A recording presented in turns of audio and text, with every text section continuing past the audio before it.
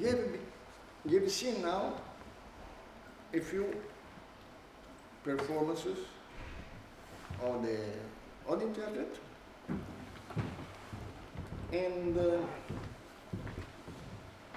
you can begin to compare them, what characterizes certain elements which are recurring, what you call the reoccurrences, and but also similarities on one side, but very, very big difference on the other side. We've seen only one performance with the typical relationship with the spectators and actors. It's the first day you saw the chronic life. The chronic life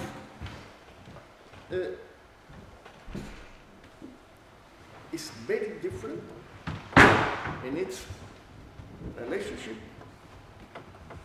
actors-spectators, because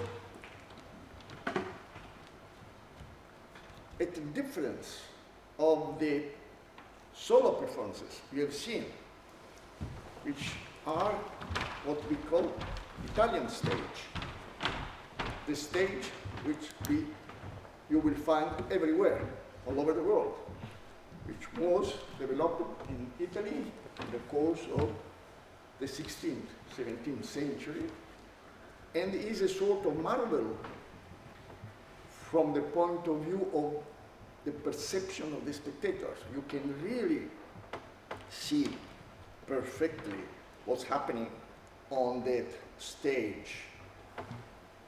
But at the same time that the spectator sees everything, there is very little possibility to the actor to create any surprise, because if somebody is coming in, so at once you can see it. The angle of our eyes makes that I can see more or less almost all of you. The last persons I can't see. So that even if I'm focusing on Matthias here, I can see that he is moving the hair, or that she is moving the hand. So at once I can put my concentration, because the field of vision is so big.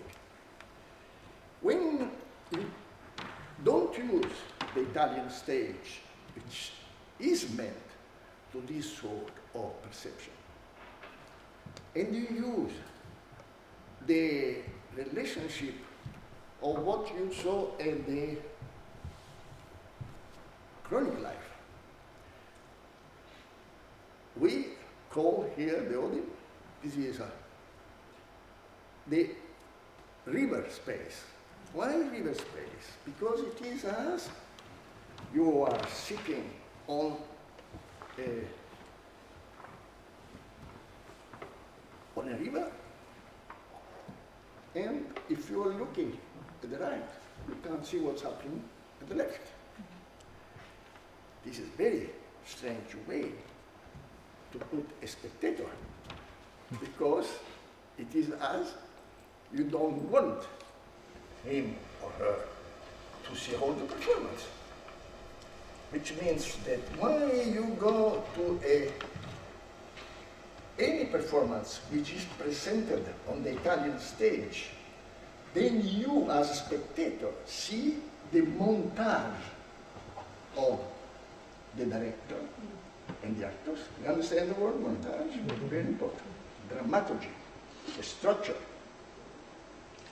When you are sitting as a spectator on the river space, you cannot dominate the whole situation, and you yourself begin to follow different spots, making your own montage. And this is the reason why, especially the first times a spectator goes and see a performance on real space, the feeling of confusion and not grasping exactly what's happening. What is there which is interesting, technically speaking? I told you yesterday, or the other time, that time and space really are the same thing in our profession. And the way you make space be shaped or enlivened, made alive by the actions of the actor, by the action of the light, by the action of the music. The same empty space or this space is very different if you play here, waiting for the actor, for the human present, if you play Chopin, if you play Wagner, if you play jazz, or if you play a Cuban rhythm. So you can change, you can transform space, but this is done through elements which alter, modify rhythm, physical movement, musical movement, optic movement, the light. So, I will show you a film which indicates how, as an actor, I can work with time, with the rhythm, and it's very concrete, it's technical. I know that rhythm is a succession. I have to tell you certain things, but also there is something called simultaneity. So, for instance, I can organize this. Simultaneity can take place even if I perform on an Italian stage. The performances we have seen where only one actor performs. Very difficult, because he is all the time under the control of the perception of the spectators. Therefore, the actor uses different techniques, technical stratagems to break the perception of the spectator, to make it clearly fall apart. I give you an example. Yesterday you come in, it's dark. The first day you come in, come in. Be decided if you want. And you see apparently only an empty stage and a ball hat. Behind it is hidden the actor. And then the actor begins. And what is the actor? There. Begins, start building a certain rhythm, a certain suggestive picture. Then suddenly he cut it and become very technical when he takes off the pants and then he takes it on and throws it away. Very technically breaks the character, and this is perceived by the spectator, but it must be perceived as a break, but at the same time, not as a, which is organic and not unorganic, because it is unorganic. It is as a sort of fracture, while here is simply a change of awareness. But now you will see the difference between these two different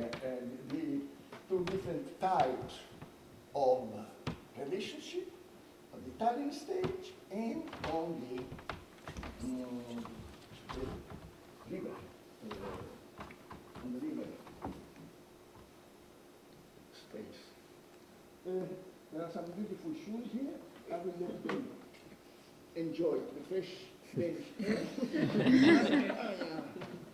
You will take them again here. Puoi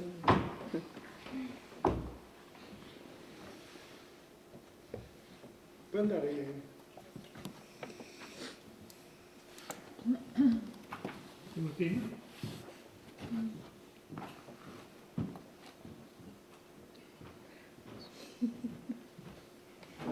Licorice.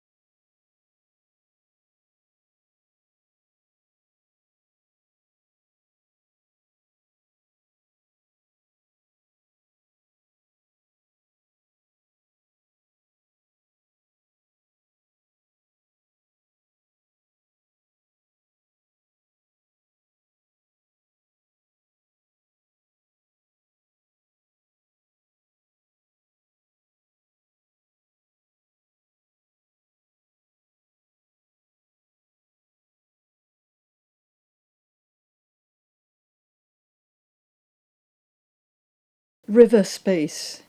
The performance takes place between two banks of spectators.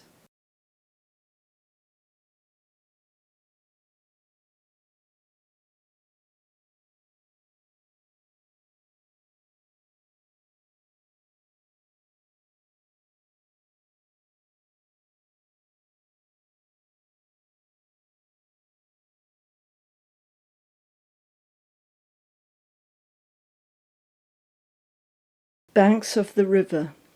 The spectators face other spectators and observe their reactions simultaneously with the actors' actions.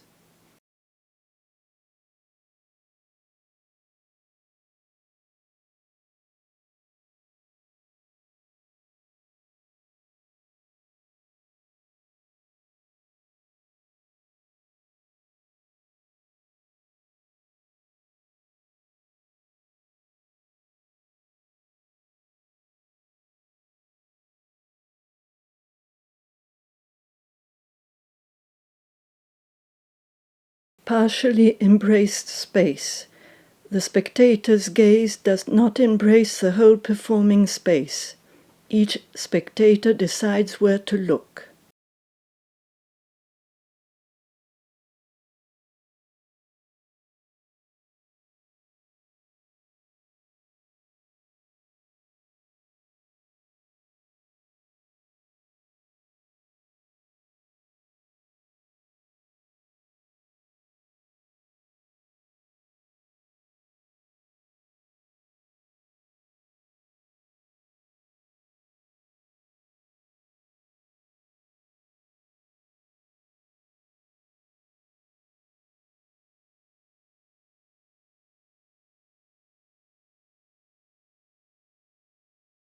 two centers.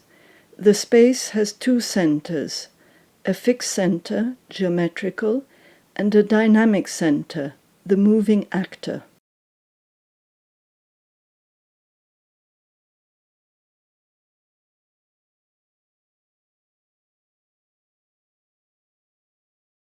There can be several dynamic centers, actors.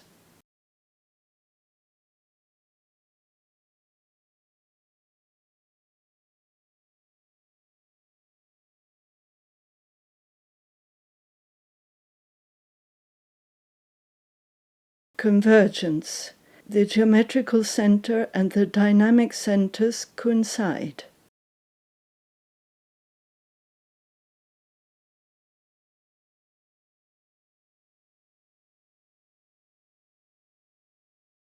Divergence.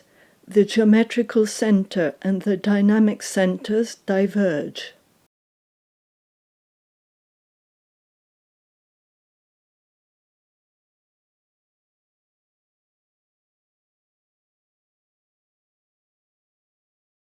Simultaneity. The actors' actions are simultaneous and each spectator chooses their succession. The result is a personal montage, the spectator's dramaturgy.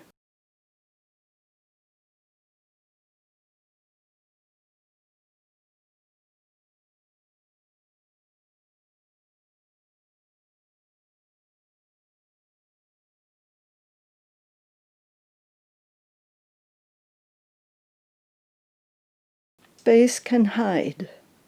The actor's action is invisible. The spectator's attention is directed towards the place from which a voice or a sound comes, vocal action.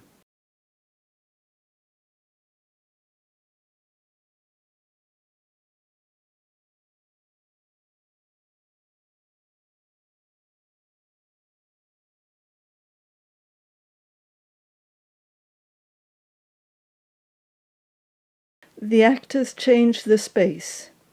The actors modify the spectator's perception.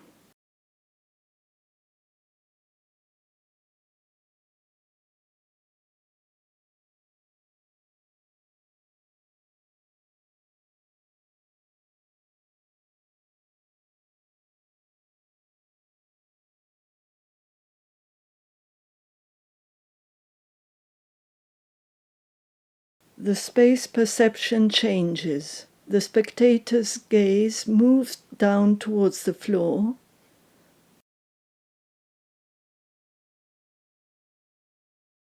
horizontally,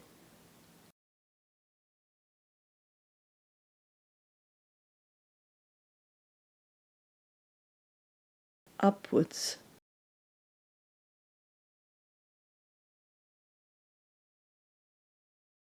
Proxemics.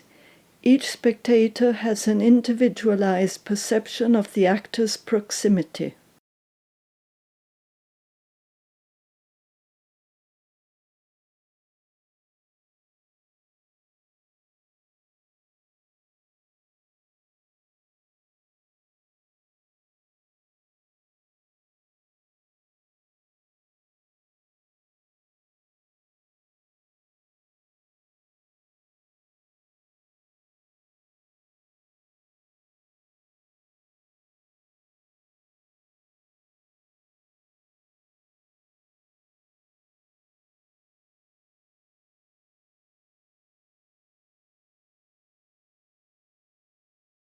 The spectators embrace the space. Actors are surrounded by the spectators.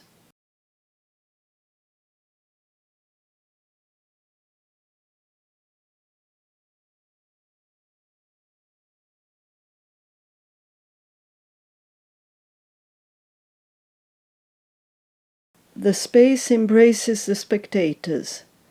Actors surrounding the spectators.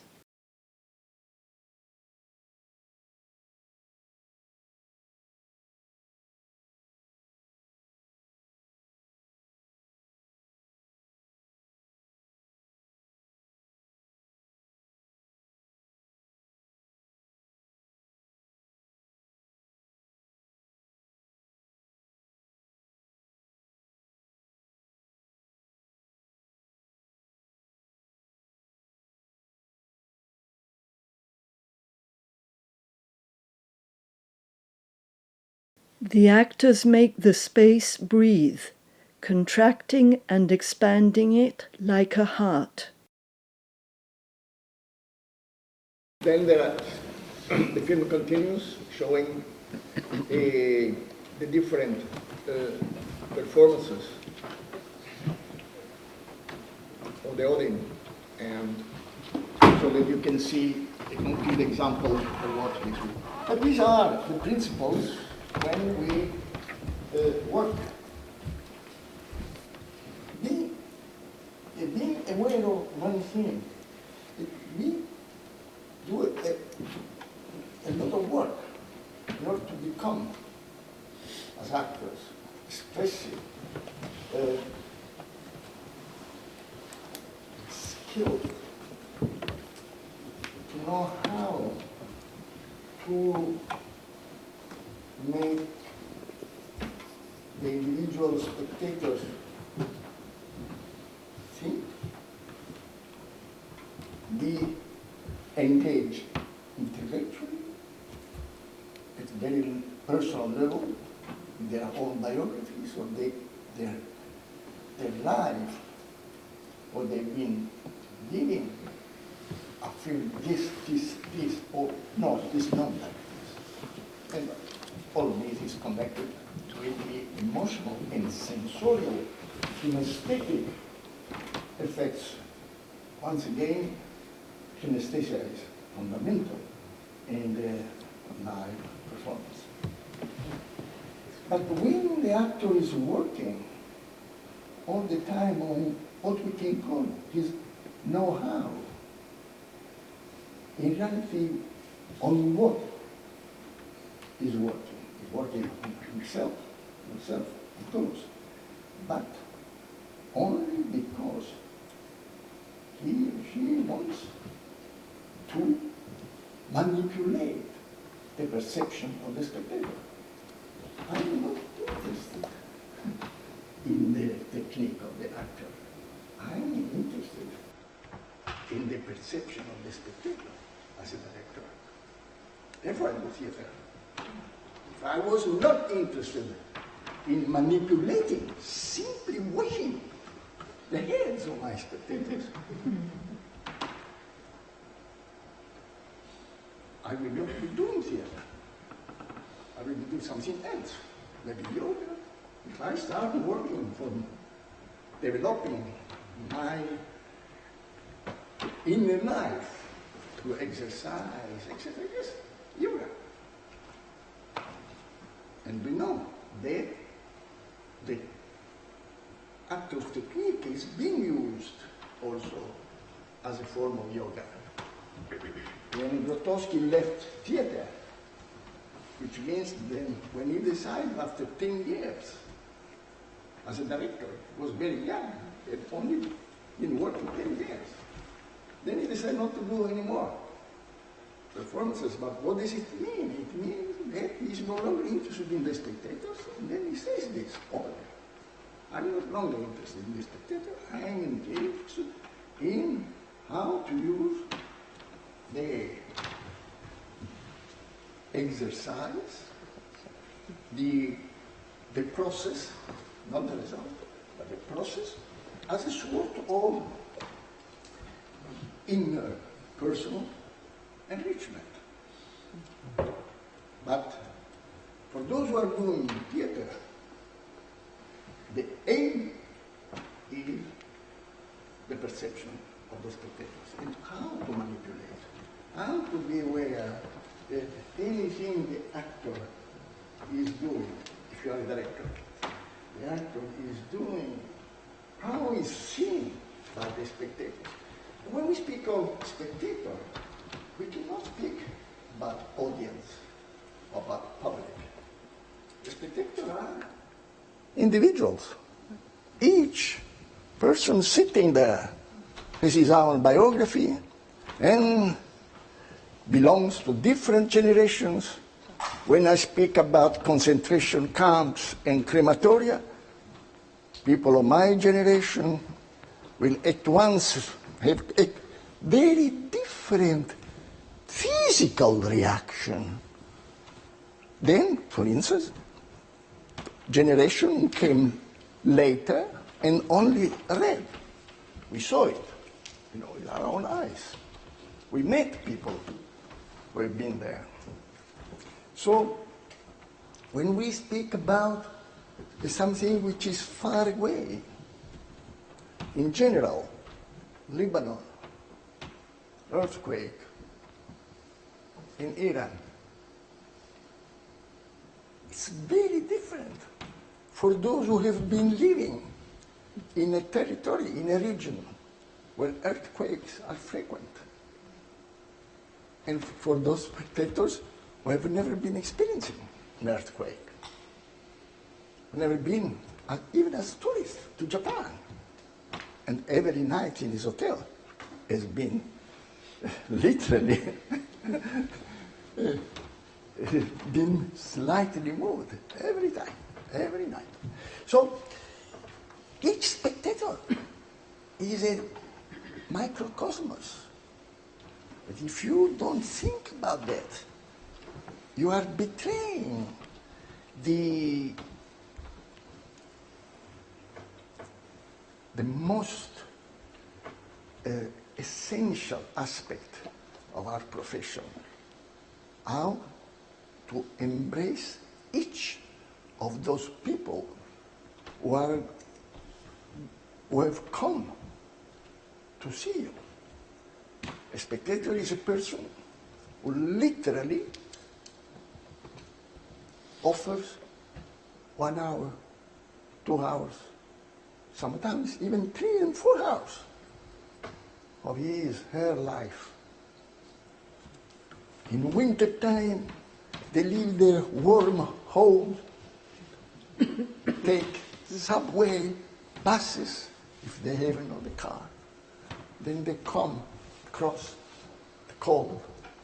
Then they come to see, hoping that what you are presenting them will have a sense for them. These are people who are really giving hours of their life to us. Well, you can say that they are receiving art. No, I don't think so. I don't think someone asked me if theater is important, what is the sense of theater, if theater can change society. Who asked me this? I think it was me. I wanted to hear your thoughts on it. I personally, I don't think that any of us decide to, is a saint who wants to offer himself or herself for society or the others. We came to theater for very selfish interests, all of us. So all this discussion, culture, importance, etc., you know yourself that this is a huge hypocrisy. See, at the moment of truth, like now, with the pandemic, the theater are the last section of society which is taken into consideration by the politicians. And believe me, just like the discotheque, although that many young people are protesting in Germany anyway, we could continue to be shut. No one would protest. So theater is interesting only for the person who's doing it. Each of us has a personal interest in doing theater. And then you have to convince the other. If you are a personality like Dario Fo and Frank Arame, they manage to do it without grants from the government. They were so popular that anytime, anywhere they went, they filled not only a theater, they could fill a stadium, 5,000 people. But then they were using microphone, they were using technology, they were using all these things which we know help to magnify the image of the actor, but at the same time reduce to zero almost the kinesthetic effect. Because the kinesthetic effect can function, is efficient only up at a certain distance. After 8, maximum 9 meters, then you have not the same reaction, sensorial reaction. And then you know this, because if you go to see a performance, it's a huge difference in seeing it in the front row, very close, so that you can see the buttons of the shirts of the actors. And if you are 20, 30 meters away, sitting up, and then seeing small figures moving there. So, how to manipulate the perception? We've seen that the structure, the dramaturgy, the succession, especially in the solo, makes it the actor creates a certain thing, and then it arrives to a moment, and then it breaks it.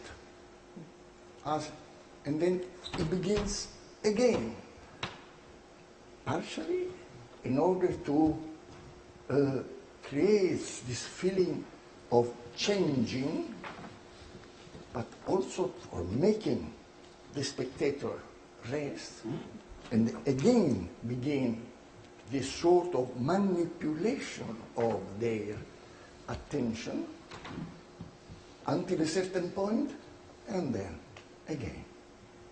And then it will begin. So when you see the next days solo performances, be aware of how the actor deals with your perception, how it makes it sometimes, for the first, not give you the possibility of anticipating what is going to do. You don't know. It begins. And even when the actor says, I am this and this person, yes, you understand. This is Dona Musica. She was born, this is a character from a play of Claudel. Yes, you understand. But the way she behaves, the way what she's doing, doesn't help you all the time. This is a sort of mysterious, enigmatic personality. But what she's doing, strangely enough, is a sort of coherence. It is as when you see two Chinese people at the bus stop discussing very much. You don't understand. And then, but there is a logic and a coherence in their movements, in their expression, in their rhythm of the speech.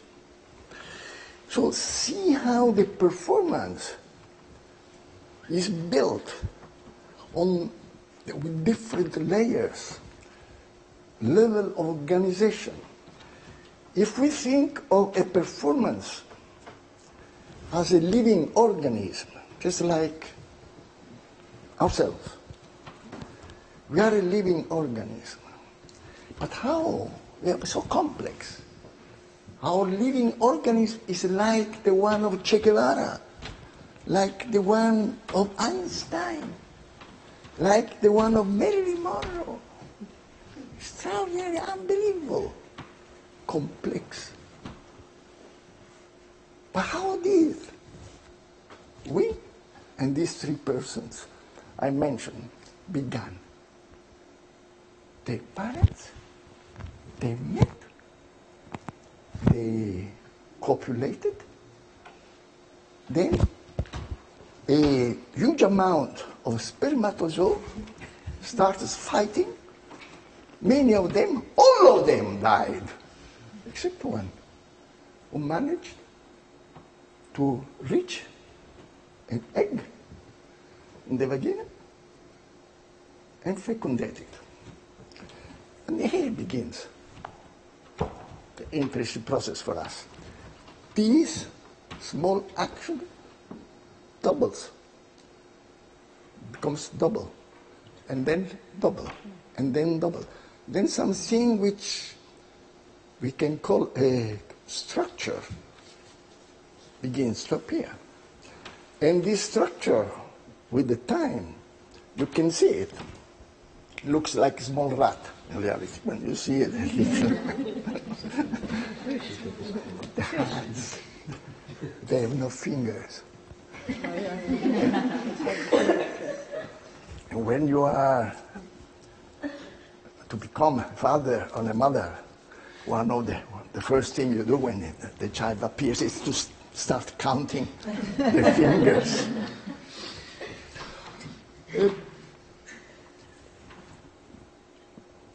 This structure begins to create different levels.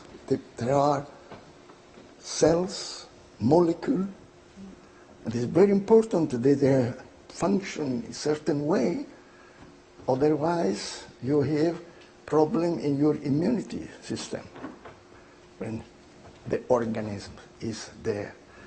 And then these cells become tissues or organs. These organs become systems. They are all of them different. Blood system, cardiac, heart system.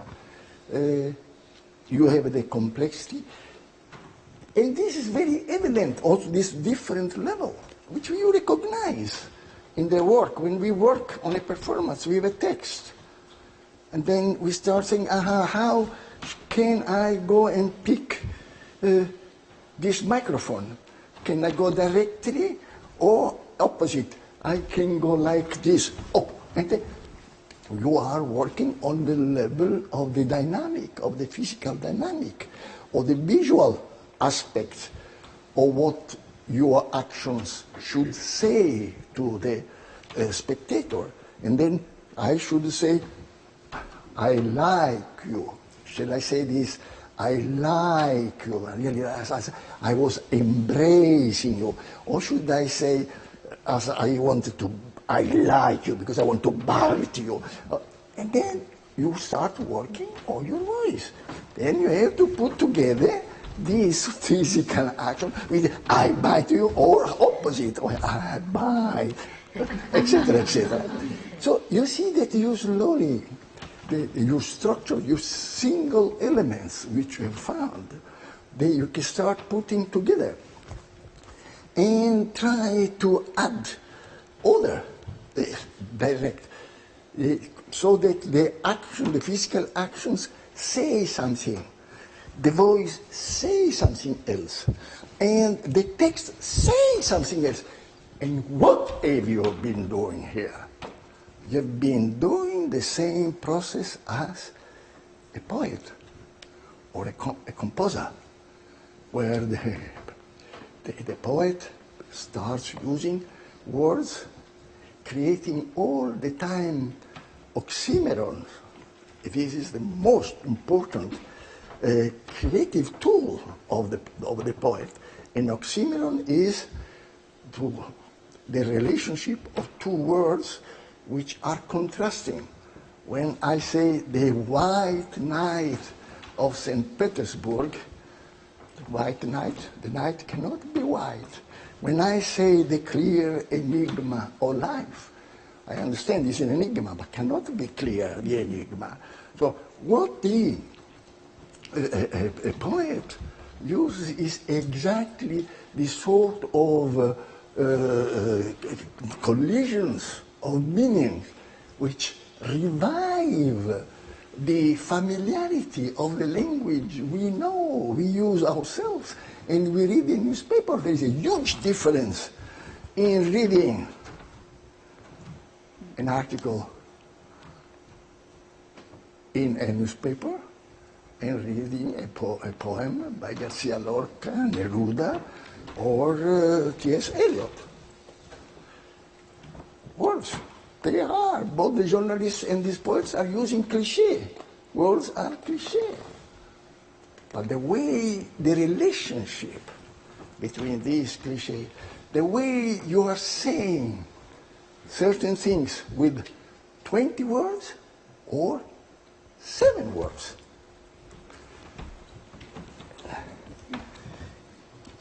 For those interested in this, for an actor, a director, especially for a director, this is fundamental, because all this makes him, her aware of something which is called density.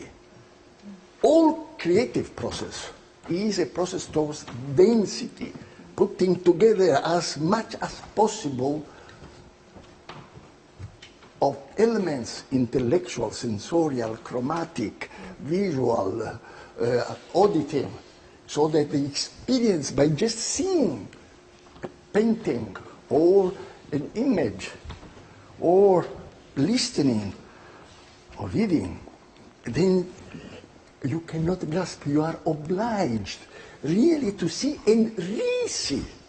The need of re-seeing, of re-reading becomes important, because it is as the artist is really making you see, hear, feel something. But all this is technique, know-how. The same, the first thing to do for an actor is, I read something, I do the opposite. Therefore, my physical action says, I don't agree with the author. As an actor, I can disagree with the author, and then I try physically to show it. Although the text is very loyal towards the playwright. We have the actor, in reality, is an angel. There are only two living beings which can be compared to the angels: the dolphin and the actor. But why the actor is an angel? Not because he's a saint, because he dominates the possibility of using simultaneously 3 languages. The one is the language of concepts. I'm now trying to explain you how to build the dramaturgy, the succession of elements which are physical, vocal, auditive, visual, which your interpretation, your character is based on. At the same time, I'm trying to explain you that we could call a dramaturgy of the actor, the succession of peripecias, as Aristotle used to say, of events, of changes, which have to do with the organic way of being, the organic, physical, dynamic presence of the actor on the organic, physical, nervous system of the spectator.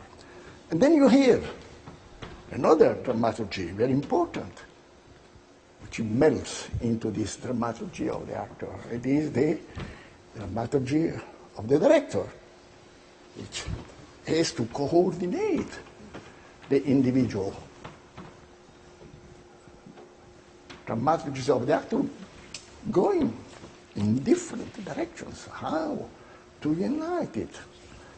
To unite so that it exists, this divergence, this sort of impression of looking at one of these fields of wild flowers.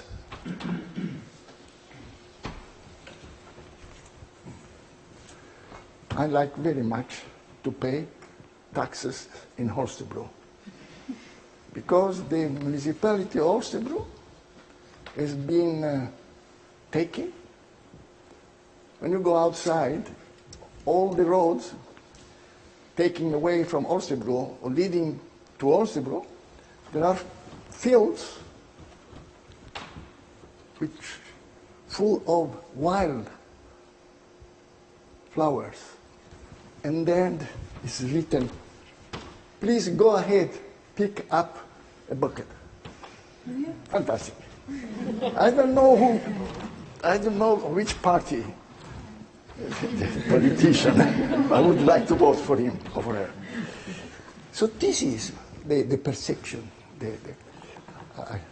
of this dramaturgy I'm speaking, and then of course the dramaturgy of the author, which is the narrative dramaturgy. So,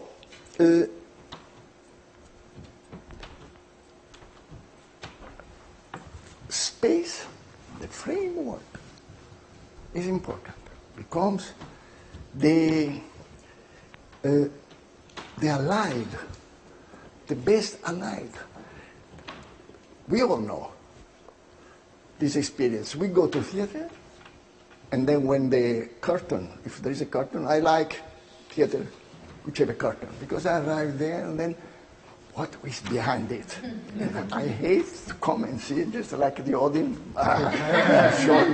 But all the time I say, you thought it was this? No, it is completely different. So I play like this whole game with the spectators. You are expecting something? No, it is something completely different. Are you thinking that this is? No, it's etc., etc. So this is the way of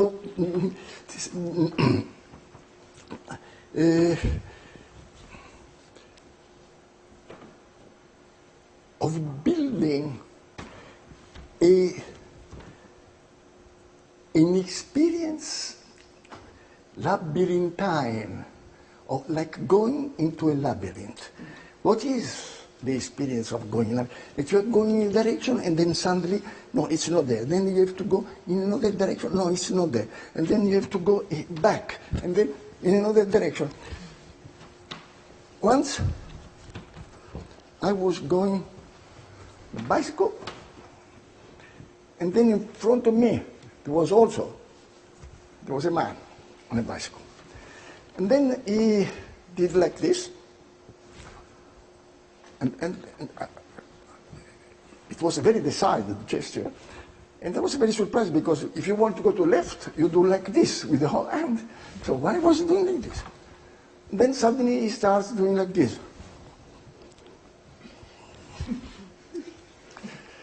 Well, I was going, pedaling a little quicker than him, so I went over. And then I saw that he had a child on there. So, in the beginning, he was speaking, so there was a logic. I couldn't understand. So after 3 actions, I understood. And this has become the model for my work with the actors. I let the actors come in, the actors do something, I don't understand. There's something else. I don't understand, the poor spectator. It is this. He understands, the spectator. And then the actors, there's something denying what the poor spectator has understood.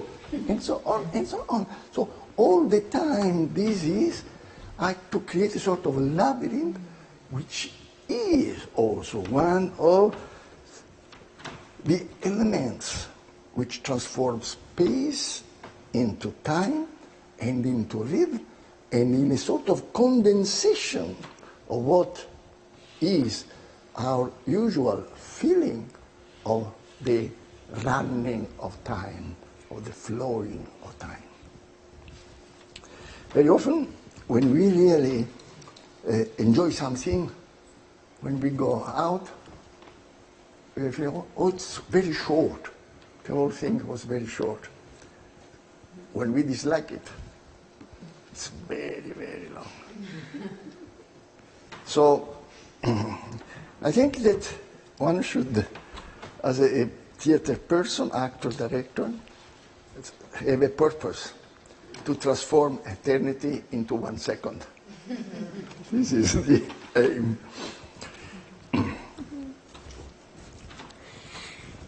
You gave me today some optimists wrote a lot of letters, questions.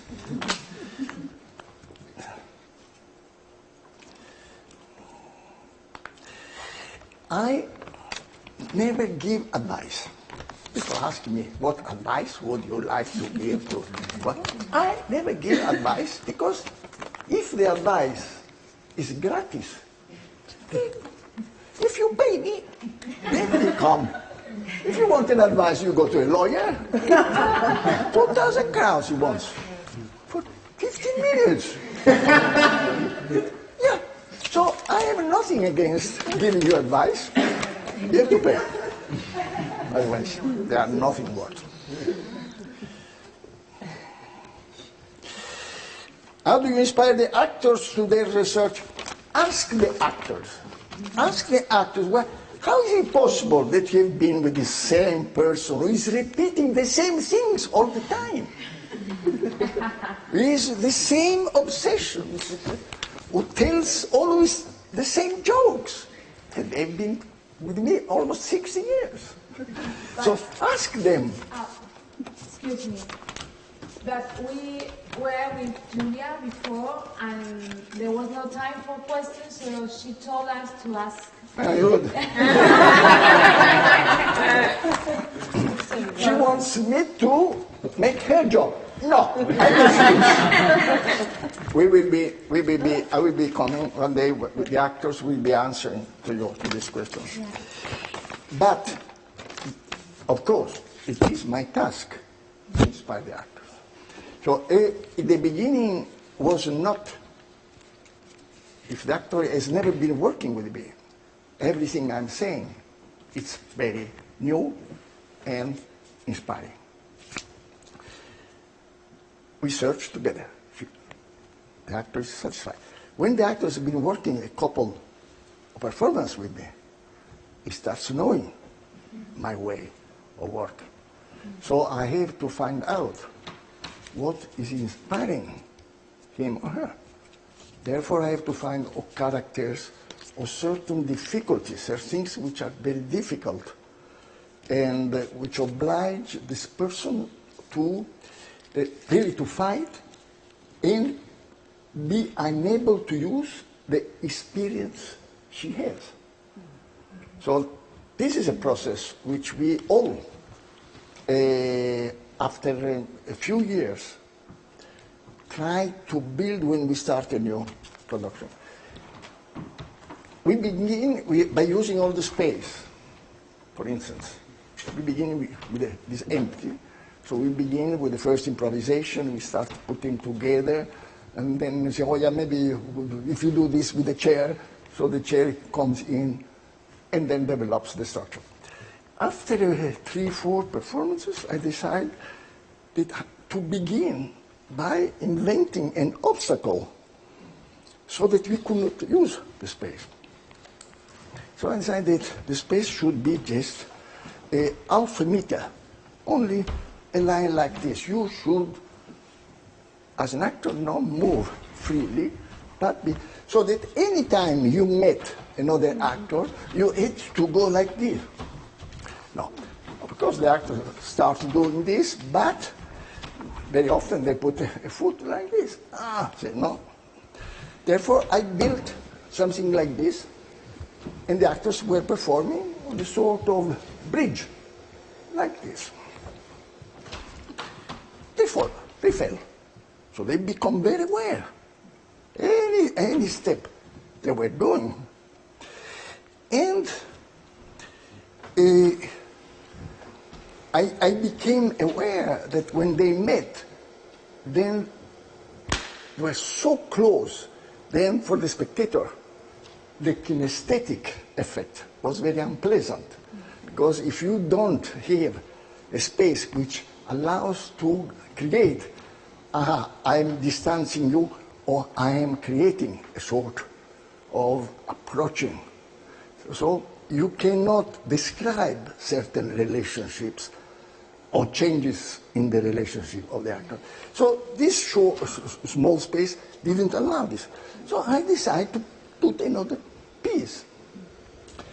And I put another piece. But then there is a juncture here. So I had the idea to let be 1 centimeter. And under put a neon light. So light came like this. When I was like this, I was in darkness as an actor. If I did like this, my hand. If I did like this, my face. If I want to show my knife, I show just the knife. So this began a very important technical element which helped the actor to shape there. So much of this is the research now. And in the performance I was telling you, I was very inspired. It was fine because we made Bankrupt. This is not the first time. We have been doing 5 times Bankrupt, but this time was very, very dangerous because I am leaving the theater the 1st of January as director, and the new director is coming. Now, the politicians and the and the clerks of the Holstebro, they know me, and in a way they trust me. Although I've been doing already 4 times Bankrupt, I've been able again to find money and survive and develop. But with the new director, they don't know. So I knew that I couldn't use any money.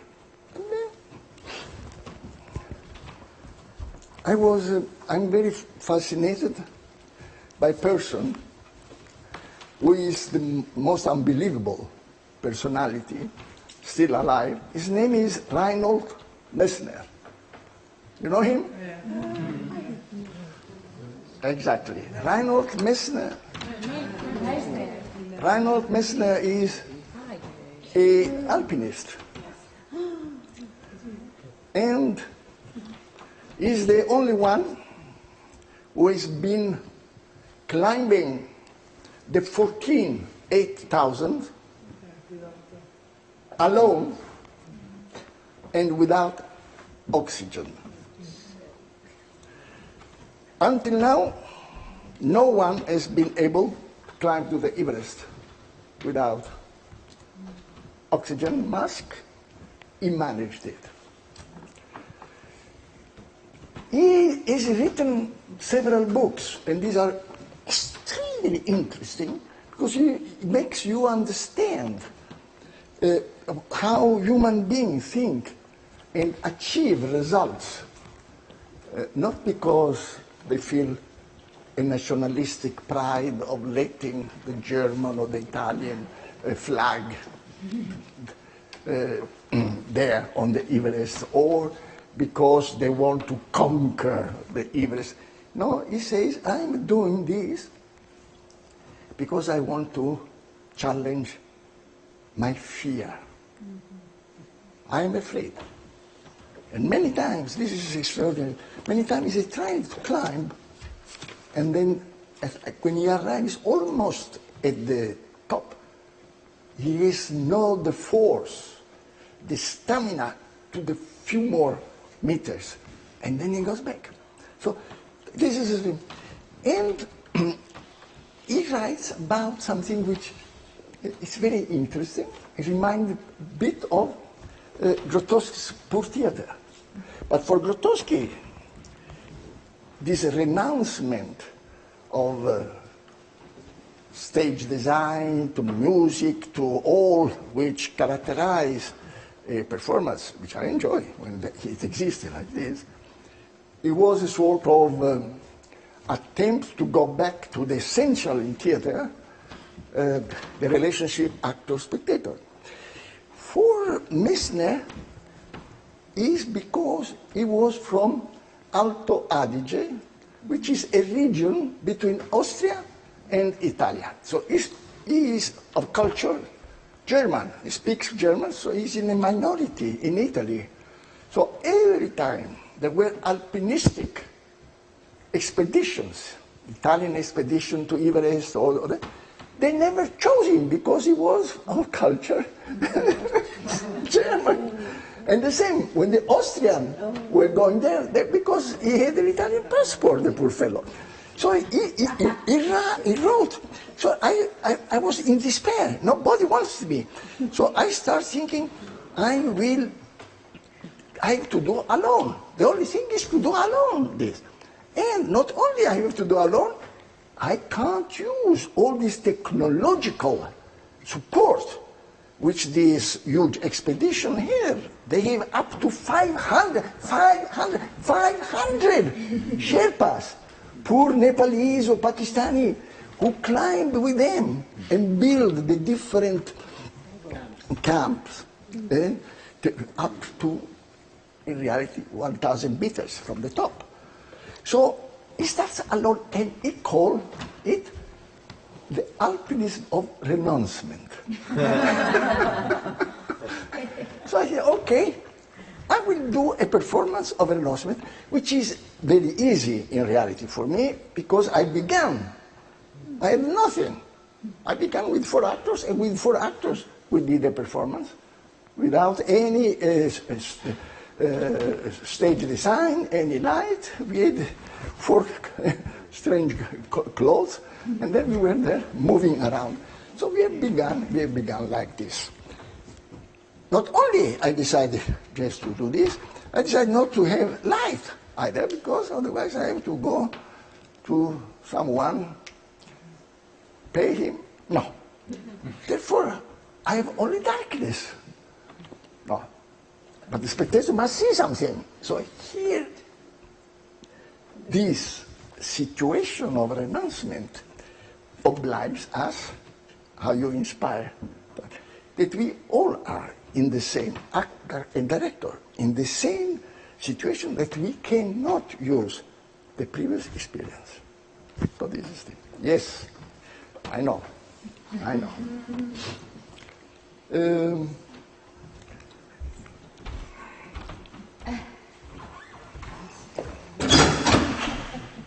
Here are your shoes, so you can go and eat. Thank you. Thank you. Thank you. But